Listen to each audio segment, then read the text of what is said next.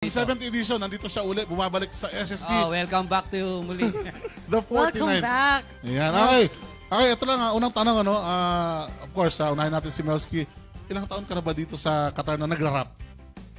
Nag-start ako mag-rap, actually, 2013, nang ma-invite ng 13 Family, nung una kong sinamahang grupo.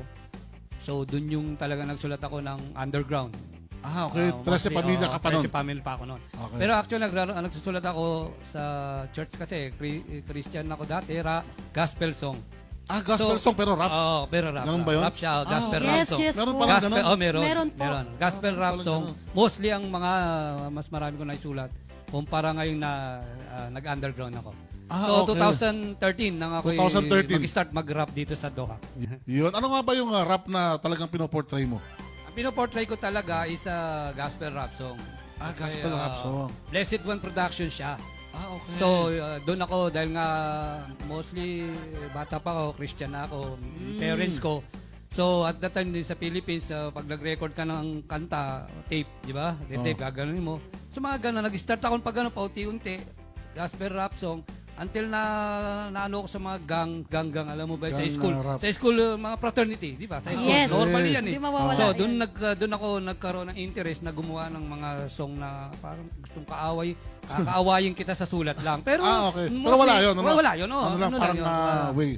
So, yun, nung napunta ako ng Qatar, since sumali nga ako sa grupo ng 13 Family, any kind what yung gusto mong isulat, may freedom ka, free time. Doon ako huling gumawa ng diss rap or underground song mostly. Lalo na nung bagong grupo ko, DTG Qatar na, no? Kasi wala na yung 13 Family grupo ko. Nag-DTG Qatar, mostly ang death threat, alam mo yan, mga sulatan niya, taga-underground. Doon ako nagpursiging magsulat lalo ng mga underground. Mostly kasi ang mga nagko-compose ng mga lalo na mga rap kasi hindi naman basta pag sinabing rap madali lang yan eh. Kailangan magtutugmaan din diyan yung dulot-dulo, yun yung pinakamahirap na iniisip. Yes, yan ang pinakamahirap. Hindi naman kami kagaya ng mga talagang veterano na napakabihasa, very simple lang sa kanila. Lalo na yung mga iconic rapper, talagang simple lang. Pero kami naman, yung kung ano lang ba yung mga naiisip namin, like me, ako talaga pagka lalo sa church, ma-attend ka ng Bible study like that, may mga verses kang mababasa. So, magagawan mo siya ng idea sa rap, kung ano yung mga ano. Yan So, yung mga marami akong rapper kantang talaga. gospel rap song, like Pagsubok, Blessing, Pasasalamat, marami kong kantang ganyan na nanggagaling sa Bible study. Doon ko nakukuha yung mga verses eh. Tinugtutugma-tugma ko doon hanggang sa makuha ko. So ako bilang rapper, I don't like to show ganito ako, ganun. Ang akin lang, kung ano yung mga maiisip ko, like nagbibiyahe-biyahe ko from Misaid to Wakra, yung trabaho ko, nakikita ko yung mga kapaligiran, kaya kong gawan ng mga istorya yan. Yung mga yan. Kagaya yan, meron akong ipa-plug na grupo dito sa Doha. First time ko silang ma-meet. So nagkaroon ako ng idea na dati rin naman kasi akong collector ng mga cup, nagawan ko sila ng song. So yung ilalunch ko ngayon yung song na yon. So yung DBCC Latagan Tres na nagawa kasi dos yun ang naatinan ko.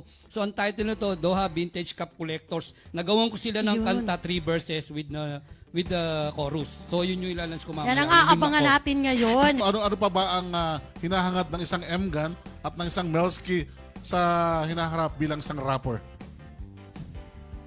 Sa akin bilang tumagal na rin dito sa Doha as OG ng pagra-rap dito sa Doha. Sa akin lang po full support po ako sa mga communities, any kind of communities ng mga Pilipino dito sa Doha. If available kayo, tawagan kami, no problem.